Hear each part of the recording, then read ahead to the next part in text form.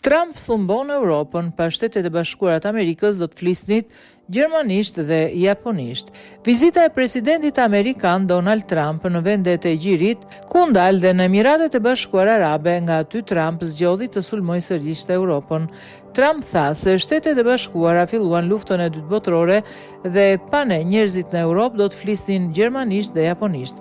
Franca dhe Rusia dhe të gjithë po festojnë fundin e luftës përveç nesh, por ne e fituam luftën. Franca dhe Rusia dhe të gjithë po festojnë fundin e luftës, përveç nesh, por ne e fituam luftën, ata ndihmuan sigurisht, por pa ne do të flisnin gjermanisht, ndoshta edhe pak japonisht. Mendoj se bëm më shumë për të fituar luftën e dytë botërore, vazhdoi ai. Ndërkohë që ai hapet për dialog me Kinën mbi tarifat, Manjati nuk tregon shenja se dëshiron të ulë tensionet me Europën, me deklaratën e fortë që bëri nga baza ajrore Al Udeid në Katar. Por sipas ish kryeministrit Mario Draghi, jemi afër një pike kthese.